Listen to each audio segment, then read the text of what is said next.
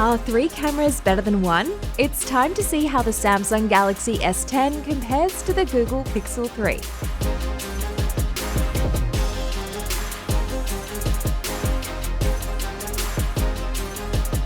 We know from our previous photo comparisons that the Pixel 3 has one of the best cameras found on a phone. Let's see if the S10 can stack up. Now, the S10 has 3 cameras on the back, 2 12-megapixel cameras, one is a telephoto and one is the regular wide-angle, and then there's an ultra-wide-angle lens at 16 megapixels. The Pixel 3, on the other hand, only has a single 12-megapixel camera around the back.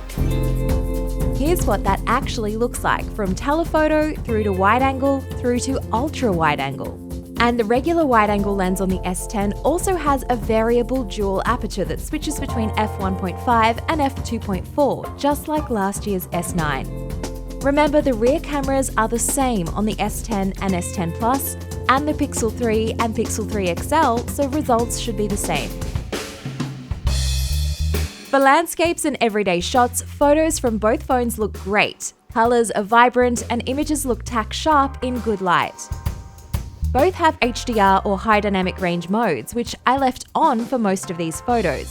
The S10 also has a scene optimizer that recognizes 30 types of subjects like trees or sunsets and performs local tone mapping to optimize the image. It also offers suggestions to improve the composition when you're taking shots. On this one, it's telling me the most pleasing composition is going to be right here on the Buddha. I don't know, I would probably choose this configuration a little more. Overall, the color temperature on the S10 is a bit warmer than on the Pixel, especially on indoor shots if you have the scene optimizer turned on. Side by side, the S10 shots look a little more punchy than the Pixels, but to me, sometimes it can be a bit too much, especially if you're using the wide-angle lens, and you'll notice the saturation and HDR goes to the extreme. That being said, I really love the ultra-wide-angle lens on the S10 because it does make all the difference if you shoot a lot of landscapes or want to fit more in your photo. Like in this shot where the S10 can pull back wide enough to show you a lot more of the scene compared to the Pixel. But there is a lot of distortion on the S10's widest lens. Just take a look at the pots in this photo to see how warped they are. Even so, I'd rather have the option of having that ultra-wide-angle lens than to shoot a panorama to get a wider perspective if I had the Pixel. And for foodies, you'll love the S10's dedicated food mode. Just look at the difference in color saturation and the slight blur that makes your dishes pop. To get a similar effect on the Pixel, you'll have to use portrait mode. So the S10 actually has a manual photo mode called Pro. You just swipe across in the camera interface and you find it right here. So you can adjust ISO, focus, white balance. The Pixel 3 doesn't give you any manual controls by default in this app, but you can toggle on to shoot in RAW, which I do appreciate. And the S10 also lets you do that too. For portraits, both phones let you adjust the blur in the background after the shot's been taken. It's called Portrait Mode on the Pixel and Live Focus on the S10. On the Galaxy, it uses both the super wide and wide-angle lenses to get the effect, which is why portraits look a lot wider than on previous Galaxy phones like the S9. The default blur level is pretty subtle, and sometimes I couldn't even tell if I'd used Live Focus to take the shot. The only way to make sure was if I went in to edit the photos and changed the background effect. Even then, the maximum level of blur that you can achieve with that slider isn't that intense. Each phone also lets you take portrait mode photos of non-human subjects like flowers.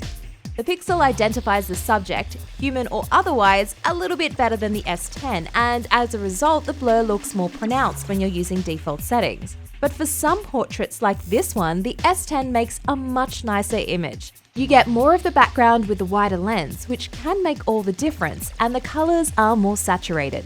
Now, selfies are always the most subjective, but I prefer the warmer tones from the S10. The Galaxy's selfie camera also has a beauty mode that's on by default, which smooths your skin tone, but of course you can easily turn it off. But even without beauty mode, I think the S10's image is more flattering and even than the Pixel, which shows up every tiny detail. Now, you might like this look, but I definitely don't. The S10 also lets you save pictures as you see them, so they're not flipped.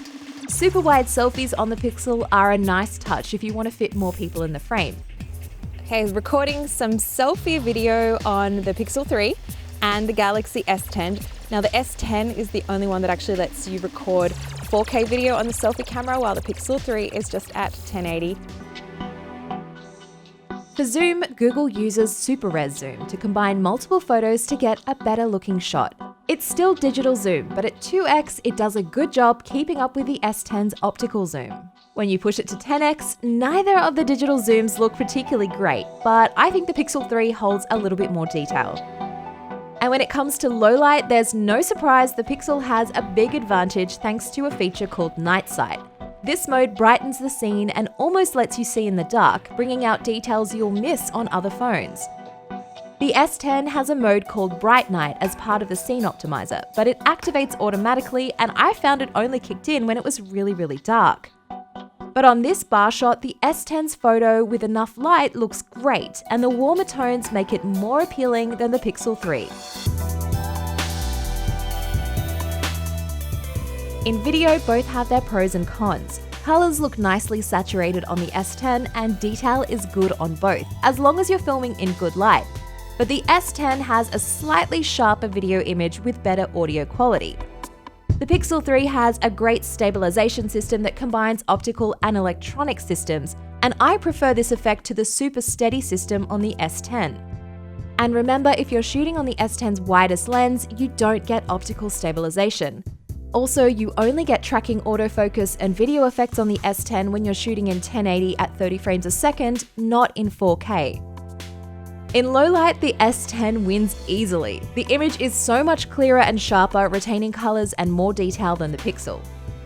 Samsung also adds HDR10 Plus support on the S10, which boosts highlights and colors. But if you don't have a compatible device, then the only way to really appreciate this is to view it on the phone screen. Both take slow motion videos at 240 frames a second. They look good, but the S10 retains a bit more detail and sharpness at this frame rate than the Pixel. Alright, I'm gonna try super slow-mo now. The S10 goes further with a super slow motion mode at 960 frames a second. Except it only records for about 2 seconds in real time, it doesn't record sound, and instead you get some pretty cheesy music. Yeah, I don't dig that at all, but it looks neat. There's no doubt about it. Both these cameras are fantastic, and it is hard to separate them. That ultra-wide-angle lens on the S10 is my favorite for landscapes. Video quality is great, and the selfie camera is more flattering for my taste. But the Pixel 3 has better color accuracy and really detailed images, especially when you're looking at full magnification, and night sight is second to none. So there you have it, the Google Pixel 3 and the Samsung Galaxy S10, both incredible cameras in different ways. I'd love to know which one you thought won this comparison. You can let me know, or if you have any questions about the cameras on either of these two phones, tweet me or leave me a comment.